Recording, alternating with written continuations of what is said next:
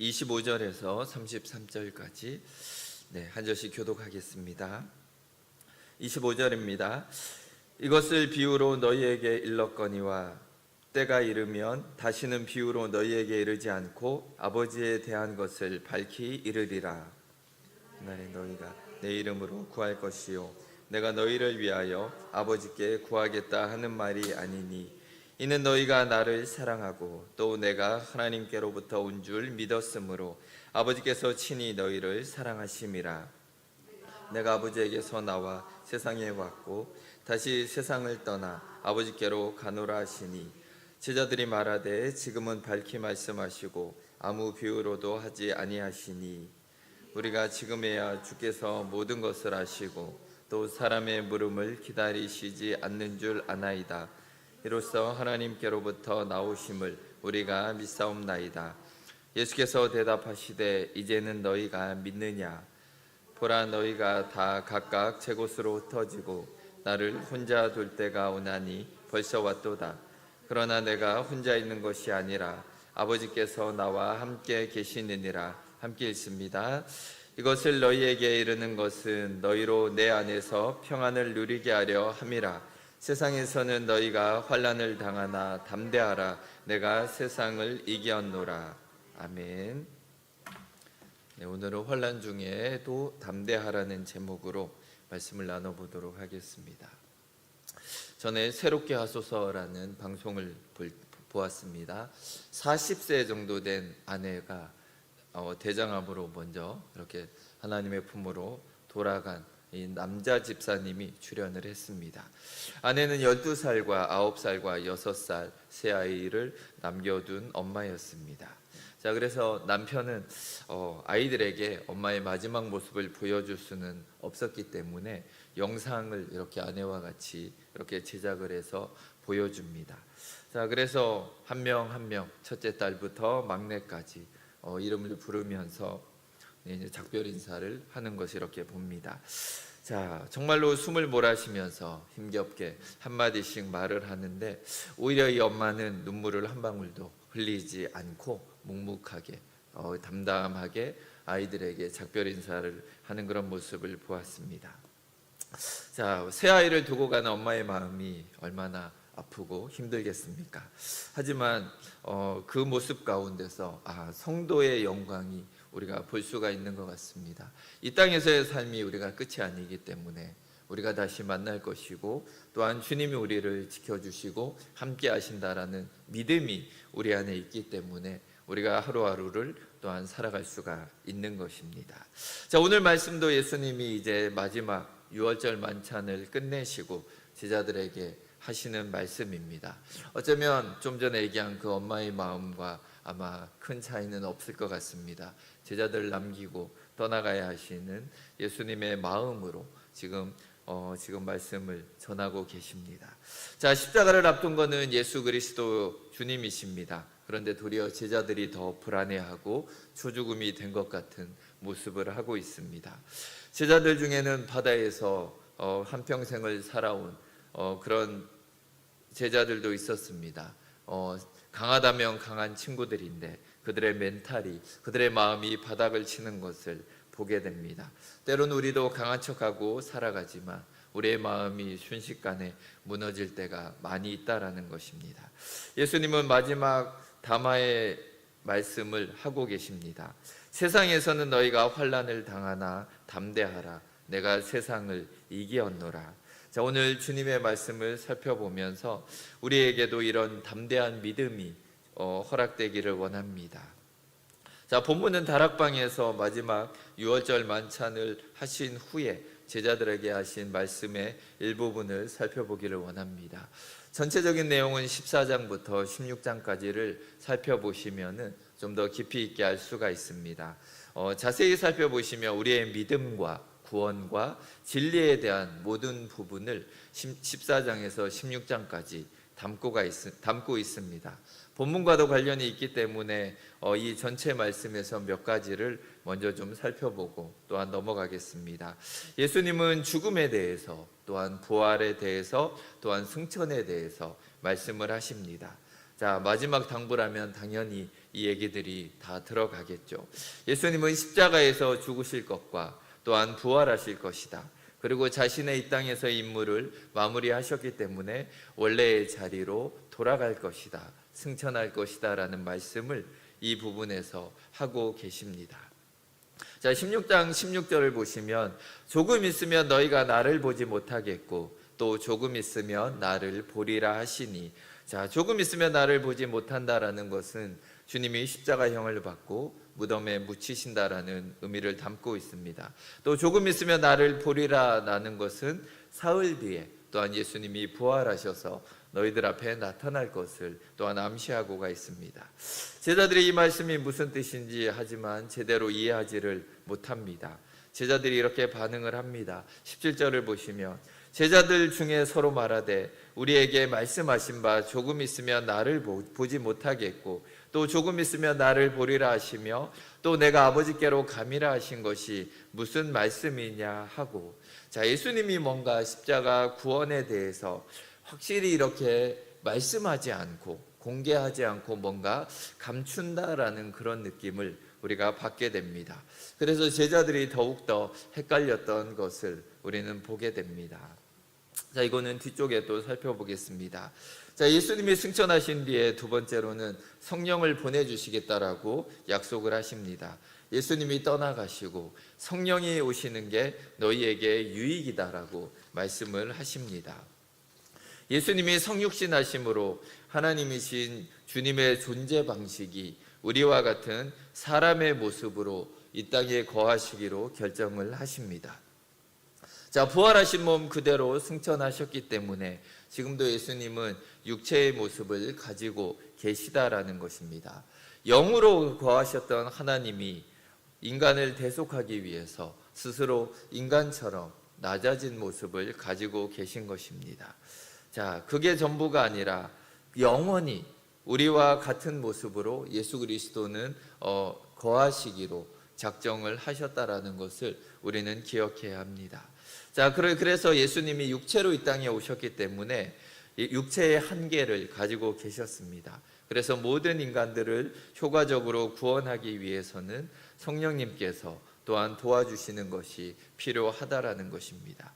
그래서 성경은 성령에 대해서 하나님의 영, 예수의 영 이렇게 표현을 하고 있습니다. 만일 나의 영이라고 말을 하면 나와 똑같아야 합니다. 하지만 성령께서는 예수님과 하나님과 똑같은 분이다라는 것을 이 표현 가운데 우리에게 알려주고 있다라는 것입니다. 지금은 그 예수님과 동일하신 성령님께서 우리를 인도하시고 우리를 돕고 계시다라는 것을 기억해야 합니다. 자, 셋째는 너희가 세상에서 환난을 당한다라는 것을 말하고 계십니다. 자, 지금 예수님은 세상이 예수님을 미워해서 십자가로 지금 몰고 가고 있는 상황입니다. 예수님이 대속을 완수하셨다고 해서 세상은 달라지지 않습니다. 세상은 이제 예수님을 믿는 제자들을 미워한다라고 성경은 말하고 있습니다. 예수님이 구원하셨는데 왜 세상이 달라지지 않지? 왜 나의 삶이 더 힘들고 나는 이런 박해를 받을까? 이런 것 때문에 놀라지 말라라는 것입니다. 환난을 당해도 너희들은 그 가운데에서도 평안을 누리고 담대하게 이겨낼 거다라는 약속의 말씀을 우리에게 주고 계십니다. 또한 네 번째로는 내 이름으로 기도하면 응답하시겠다라는 또한 약속을 또 말씀 가운데 담고 있습니다. 자, 이런 말씀을 예수님께서 잘 설명해 주시며 반복하며 설명하는 것이 다락방에서 예수님이 하셨던 말씀들입니다. 자, 그 중에서 오늘 말씀의 내용을 세 가지로 살펴보기를 원합니다. 먼저 첫 번째로는 앞으로는 비유가 아니라 직접 하나님에 대해서 알려주시겠다라고 말씀을 하십니다. 25절을 보시면 이것을 비유로 너희에게 일렀거니와 때가 이르면 다시는 비유로 너희에게 이르지 않고 아버지에 대한 것을 밝히 이르리라. 자, 이런 말씀은 사실 조금 이해하는 것이 쉽지는 않습니다. 왜 지금은 비유로 말씀해 주시고 때가 되면 사실대로 밝히시냐라는 의문이 듭니다. 자, 복음서를 보면 우리가 재미있는 것을 하나 보게 됩니다. 그것이 무엇이냐 하면 제자들이 하는 말 중에는 맞는 말이 거의 하나도 없다라는 것입니다. 제자들이 하는 말 중에서는 그래서 우리가 은혜를 받으면 안 된다라는 것입니다. 제자들은 기이할 정도로 엉뚱한 말을 합니다. 변화산에서 모세와 엘리야와 예수님이 대화할 때 베드로는 산 위에다가 초막셋을 지을 테니 우리가 여기에 살아야겠다라고 얘기를 합니다. 또한 예수님이 바리새인들의 누룩을 조심해라라고 얘기했더니 제자들은 우리가 먹을 것을 안 가지고 와서 예수님이 저러시나 보다 이런 식으로 대답을 합니다. 복음서에서 제자들이 한 말 중에 유일하게 옳은 말은 베드로 사도가 했던 주는 그리스도시요 살아계신 하나님의 아들이라는 고백입니다. 그러나 이 말도 베드로가 생각해낸 말이 아니라 하나님이 이것을 알게 했다라고 예수님은 말씀을 하십니다. 이미 예수님은 십자가와 부활에 대해서 여러 차례 말씀을 하셨습니다. 하지만 제자들은 전혀 이해할 수가 없는 이야기였다라는 것입니다. 어차피 살아나실 거면 왜 굳이 예수님이 죽어야 하는지 너무나 궁금해질 뿐입니다. 자, 이것은 제자들이 배운 게 없어서 특별히 둔했기 때문에 그런 생각을 한 것이 아닙니다. 하나님의 나라를 안다라는 것이 사람들에게는 결코 넘을 수 없는 높은 장애물이라는 것을 우리가 기억해야 합니다. 또 예수님은 하나님의 나라에 대해서 말씀에서 비유를 많이 사용을 하셨습니다. 비유의 목적은 사실을 더욱더 잘 깨닫게 하기 위해서 사용이 됩니다. 하지만 때로는 사실을 알리시면서 지금 당장은 그것을 감춰두려고 하는 목적도 비유 가운데는 존재한다라는 것입니다. 그래서 복음서를 읽다 보면 분명히 예수님이 무엇인가를 감추려고 한다라는 그런 약간의 긴장감을 우리는 느끼게 됩니다. 지금도 십자가와 부활에 대해서 조금 있으면 못 보겠고 조금 있으면 다시 보겠고 뭔가 알쏭달쏭한 말로 지금 표현을 하고 계십니다. 자, 이런 의문은 신약에서만 있는 것이 아니라 구약에서부터 계속되었다라는 것을 우리가 생각해 볼 필요가 있습니다. 예수님의 동정녀 마리아를 통한 탄생과 고난과 십자가의 대속과 부활과 구원에 대한 여러 가지 내용들이 이스라엘의 역사 속에서 슬쩍슬쩍 끼워 놓으셨다라는 것입니다. 예를 들면 예수님이 당하는 고난을 다윗이 고난 중에 부르짖는 내용으로 구약에는 기록을 해 놓으셨습니다. 지금이야 우리가 예수님에 대해서 알기 때문에 구약 성경을 읽다 보면 이게 예수님의 얘기지, 이게 예수님의 탄생을 얘기하는구나, 이게 예수님의 고난과 죽으심을 얘기하는구나, 부활을 얘기하는구나, 우리는 알 수가 있습니다. 그러나 십자가 이전에는 그런 것을 전혀 알 수가 없었다라는 것입니다. 과연 예수님은 왜 그렇게 알려주지 않으시고 비유를 사용했을까요? 여러 가지 의미가 있겠지만 중요한 두 가지는 주님의 대속에 대한 부분이, 이 복음의 비밀이 사람이나 마귀들에게 방해받지 않기 위해서다라는 것입니다. 자, 사람이 안다고 해서 예수님을 도울 수 있는 것도 아무것도 없었을 것입니다. 그래서 유대인들에게 예수님의 대속의 신비가 감추어져 있었고 또한 사탄에게도 마찬가지입니다. 유대인들이 안다라면 사탄도 알았을 것입니다. 사람의 일이라면 사탄이 모르는 게 없기 때문입니다. 자, 사탄도 주님의 십자가가 죄인을 구원한다는 것을 까맣게 몰랐습니다. 만일 그게 알았다라면 그것은 결국 사탄의 멸망과 파멸을 의미하기 때문입니다. 자, 만일 납치범들이 인질을 데리고 있는데 인질이 구출되어 버리면 납치범은 끝장이 나게 되는 것입니다. 사탄이 대속의 비밀을 알았다면 가룟 유다에게 들어가서 예수님을 대제사장들에게 넘겨주는 것을 막았을 것입니다. 어떻게 하든 십자가에서 어떻게 죽지 않게 하기 위해서 모든 방법을 사용했을 것입니다. 그러나 그것을 몰랐기 때문에 결국은 이 모든 것들이 이루어지는 것입니다. 우리가 지금 너무나 쉽게 알고 있는 것, 예수님이 왜 죽으셨는지, 왜 부활하셨는지, 왜 승천하셨는지에 대해서 십자가의 대속을 사탄도 또 그 당시의 사람들도 생각할 수도 없는 신비로움이었고 또한 비밀이었다라고 성경은 우리에게 말해주고 있습니다. 예수님도 25절에 말씀을 하십니다. 이것을 비유로 너희에게 일렀거니와 때가 이르면 다시는 비유로 너희에게 이르지 않고 아버지에 대한 것을 밝히 이르리라. 자, 주님의 대속이 완성된 뒤로는 이제 더 이상 비유로 말씀하실 필요가 없으신 것입니다. 그리고 성령님이 이 진리들을 더욱더 정확하게 또한 사람들에게 가르쳐 주실 것입니다. 26절을 보시면 14장 26절에 보혜사 곧 아버지께서 내 이름으로 보내실 성령 그가 너희에게 모든 것을 가르치고 내가 너희에게 말한 모든 것을 생각나게 하리라. 그렇게 성령을 받기 전에 모든 사람들은 구원의 진리에 대해서 눈이 닫혀져 있는 것입니다. 그래서 세상 사람들은 예수 그리스도의 십자가를 아무리 얘기해도 부활에 대해서 얘기해도 말하면 말할수록 더욱더 헷갈려 합니다. 도대체 무슨 소린지 모르겠다.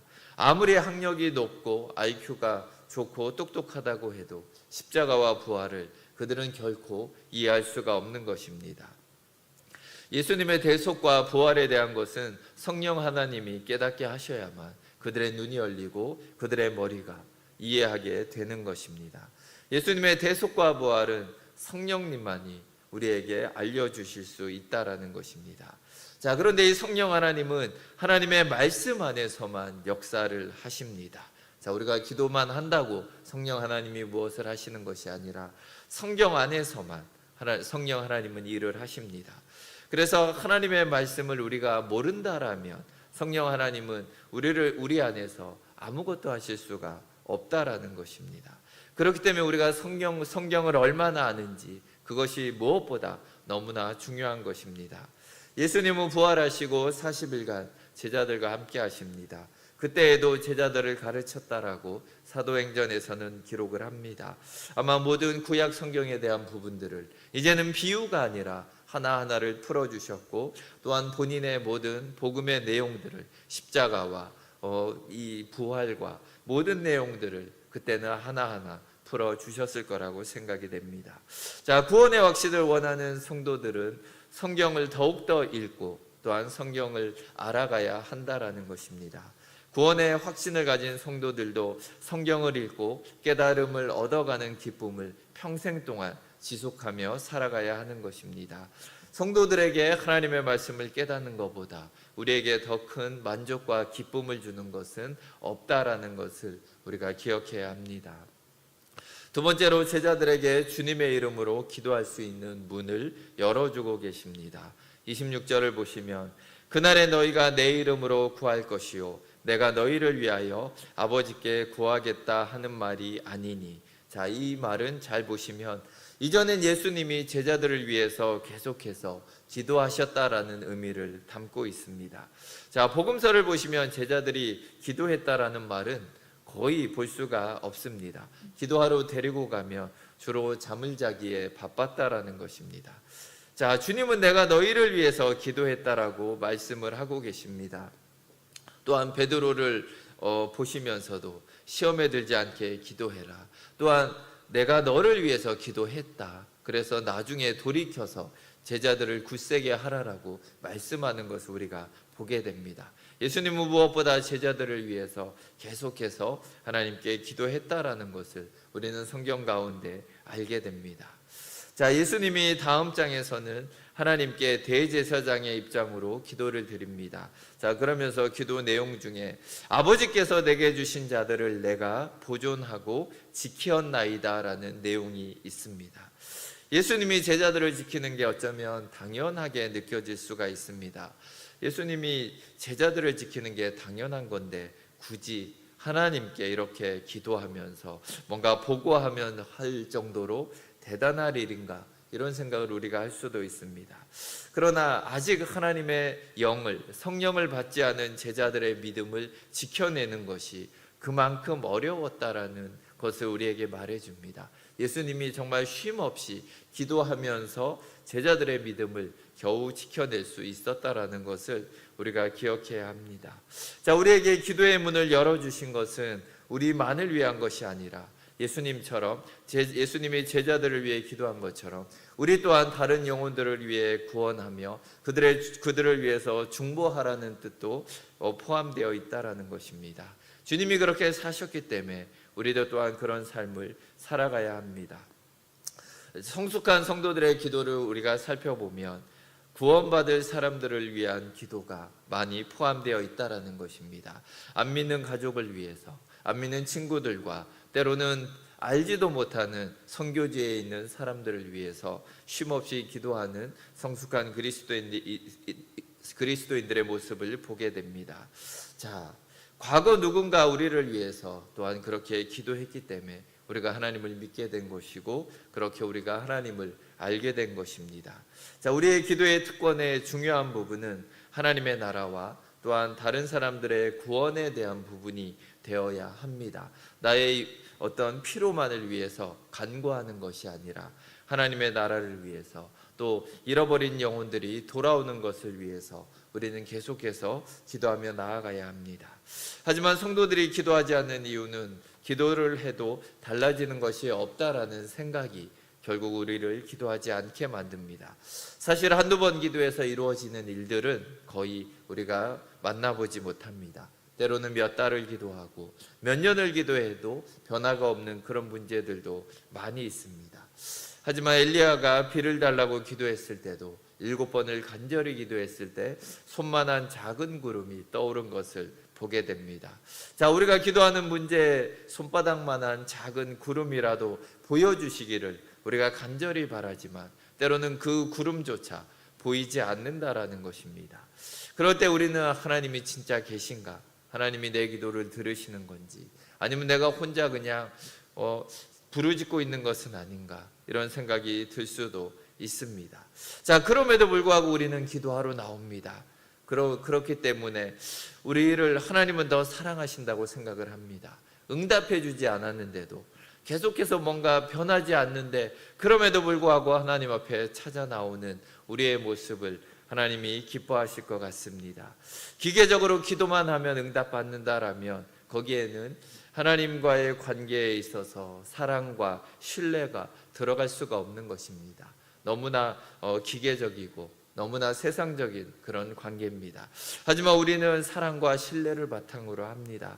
하나님이 주시지 않아도 우리가 기다릴 수 있고 때로는 우리가 구하지 않았는데도 하나님 우리에게 허락하실 수도 있다라는 것입니다. 자, 이것이 응답이 없어도 우리가 기도해야 되는 이유입니다. 다급한 게 없어도 우리가 꾸준히 기도의 자리로 나와야 하는 이유입니다. 자, 떠나실 예수님이 특별히 제자들에게 기도를 선물로 주고 계시는 것입니다. 지금까지는 얼굴과 얼굴을 맞대고 예수님과 교제를 했습니다. 하지만 이제는 기도를 통해서 예수님과 교제해야 한다라는 것을 또한 알려주고 계십니다. 자, 기도로 우리는 예수님의 능력과 또한 예수님의 생명과 연합되어져서 우리는 살아가게 되는 것입니다. 그렇기 때문에 기도를 매일매일 우리의 삶 가운데 해야 하는 것입니다. 우리가 기도를 해보면 압니다. 하루 기도를 안 하면 그 다음날 기도하는 게 더 힘듭니다. 새벽 예배를 하루 쉬면은 더 열심히 할 것 같지만 하루 쉬면은 일주일이 더 힘들어집니다. 하루를 빼먹으면 이게 습관이 되면 좋은데 하루 쉰다고 달라지지는 않는다라는 것입니다. 자, 하루만 쉬어도 우리의 영이 그만큼 약화되고 우리의 육체는 그만큼 강해져 있습니다. 우리의 육체의 소욕이 자꾸만 우리를 쉬게 만들려고 그러고 하나님보다는 세상 것들을 바라보게 한다라는 것입니다. 그러다 보면 우리는 점점 기도보다는 육신대로 살아가는 것을 선택하는 성도가 될 수밖에 없습니다. 우리가 기도하면서 살아가야지 우리의 삶이 잘 정리가 되고 여러 가지 문제들에 대해서도 하나님의 지혜를 알게 되며 지혜롭고 질서 있는 삶을 살아갈 수 있다라는 것을 기억하는 우리 모든 성도님들이 되시기를 바랍니다. 자, 또한 세 번째는 세상에서 환난을 당하나 담대하라고 말씀하고 계십니다. 33절을 보시면 이것을 너희에게 이르는 것은 너희로 내 안에서 평안을 누리게 하려 함이라. 세상에서는 너희가 환난을 당하나 담대하라. 내가 세상을 이기었노라. 자, 성도들이 세상에서 환난을 당합니다. 자, 하지만 성도들만 환난을 당하는 것이 아닙니다. 우리가 뉴스를 보면 수많은 사건 사고가 발생하는 것을 봅니다. 안 믿는 사람들도 환난을 당합니다. 자, 그런데 성도들은 예수님을 위해서도 환난을 당해야 한다라는 것입니다. 주님을 섬기기 위해서 우리는 상처를 받기도 하고 또 때로는 크고 작은 고난을 당하게 된다라는 것입니다. 주님의 12제자들이 그렇게 복음을 위해 살다가 순교까지 한 많은 제자들이 있습니다. 자, 우리에게 인생의 역경을 쉽게 넘어갈 수 있게 해주겠다라는 약속을 하신 적이 없다라는 것입니다. 오히려 제자들에게 너희가 환난을 당할 거다라는 것을 미리 말씀해주고 계십니다. 자, 이것을 너희에게 이르는 것은 너희로 내 안에서 평안을 누리게 하려 함이라. 자, 환난이 올 것이지만 주님 안에서, 우리가 예수 그리스도 안에서 평안을 누리게 될 것에 대해서 말씀을 하고 계십니다. 아마 이 말씀을 들은 제자들은 속으로는 불편한 마음이 있었을 수가 있습니다. 그러나 사도행전에서 성령을 받은 제자들은 이 모든 말씀을 사실로 증명하면서 살아냈습니다. 복음을 증거하다가 매를 맞는 것을 그들은 영광으로 생각했고 도리어 기뻐하면서 찬송하는 것을 보게 됩니다. 베드로는 옥에 갇혀서 죽게 되었을 때 얼마나 평안했는지 태평하게 잠이 들어서 천사가 와서 발로 차서 깨워야 할 만큼 깊은 잠을 자고 있었다라는 것입니다. 자, 오늘 제자들은 무슨 이런 섭섭한 말씀을 예수님이 하실까라고 생각했을 수도 있습니다. 그러나 막상 제자들은 그런 어려운 상황 속에서 모두 기쁨의 삶을 역동적으로 살아갔다라는 것입니다. 예수님의 말씀대로 이루어진 것입니다. 세상에서는 너희가 환난을 당하나 담대하라. 내가 세상을 이기었노라. 자, 때로는 환난이 마치 우리를 이기는 것 같습니다. 우리가 환난으로 인해서 완전히 박살난 것처럼 느껴질 때가 있다라는 것입니다. 세상의 눈에는 예수님께서 십자가를 지신 것이 실패한 것 같았지만 도리어 예수님의 십자가는 불가능한 우리의 구원을 이루어내신 승리였다라는 것을 우리는 기억해야 합니다. 자, 사도 바울은 주님의 십자가로 우리가 어떤 승리자가 되었는지 고린도후서 6장 9절과 19절에서 말씀을 합니다. 자, 우리는 무명한 자 같으나 유명한 자요, 죽은 자 같으나 보라 우리가 살아있고, 징계를 받는 자 같으나 죽임을 당하지 아니하고, 근심하는 자 같으나 항상 기뻐하고, 가난한 자 같으나 많은 사람을 부유하게 하고, 아무것도 없는 자 같으나 모든 것을 가진 자로다. 자, 이것이 사도 바울의 고백이며 또한 모든 믿는 사람들의 고백임을 성경은 우리에게 말해주고 있습니다. 자, 말씀을 정리하기 원합니다. 자, 우리는 성령님의 도움을 구하며 성경 말씀을 꾸준히 읽어야 합니다. 우리가 말씀을 알아가는데 최선을 다하는 성도님들이 되시기를 바랍니다. 또한 우리가 응답이 없어도 주님이 나의 기도를 듣고 있다라는 것을 믿으며 항상 기도하는 우리 성도님들이 되시길 바랍니다. 하나님은 우리에게 성공과 복을 주기 때문에 내가 주님을 믿는다라면 그것은 세상 사람들과 다를 바가 없는 믿음입니다. 내게 환난을 주시지만 그럼에도 내가 주님을 믿는다라면 그것은 세상이 감당할 수 없는 믿음이다라는 것을 우리가 기억해야 합니다. 우리가 가지고 있는 믿음은 세상이 감당할 수 없는 믿음입니다. 성령 하나님이 우리 안에 함께 하시며 또 우리에게 주신 이 믿음으로 우리가 그런 삶을 살 수 있도록 우리를 인도해 주십니다. 우리의 믿음으로 그 승리의 삶을 살아가시는 모든 성도님들이 되시기를 주의 이름으로 축원드립니다. 함께 기도하시겠습니다. 하나님 아버지 감사합니다. 정말 예수 그리스도께서 십자가에 달리시고 또한 부활하시면서 또한 승천하셨으므로 말미암아 우리의 모든 죄가 해결되고 우리가 주님의 자녀로서 담대하게 하나님을 섬기게 하심을 감사드립니다. 하나님, 정말 우리를 위해서 언제나 기도하고 계신 예수 그리스도를 우리가 기억하기 원합니다. 또한 우리 가운데 성령 하나님을 보내주셔서 우리 안에서 우리가 세상을 쫓아가는 것이 아니라 하나님을 닮아가게 하심을 감사드립니다. 하나님, 우리가 이 세상 가운데서 정말 계속해서 주님을 쫓아가기 원합니다. 그것을 위하여 우리가 더욱더 하나님의 말씀을 읽어 나가기 원합니다. 하나님의 말씀을 가까이 하며 하나님의 말씀을 사모하며 더욱더 복음을 깊이 있게 알아가는 우리 성도님들이 되게 하여 주시옵소서. 또 우리가 무시로 기도하며 나아가기 원합니다. 하나님, 우리의 목적으로만 구하는 것이 아니라, 우리의 문제만을 구하는 것이 아니라, 우리가 급하기 때문에 하나님 앞에 나아가는 것이 아니라 꾸준히 하나님을 만나고 하나님과 대화하며 하나님과 교제하는 우리 모든 통작중앙교회 성도님들이 되게 하여 주시옵소서. 주님이 우리에게 주신 이 믿음으로 정말 세상 가운데 우리가 환난을 당하나 담대하게 나아가게 하여 주시옵소서. 때로는 핍박과 어려움 가운데서도 예수 그리스도를 증거하며 기뻐하며 또한 우리가 주님을 찬양하는 모든 성도님들이 되게 하여 주시옵소서. 감사드리며 주 예수 그리스도 이름으로 기도드립니다. 아멘.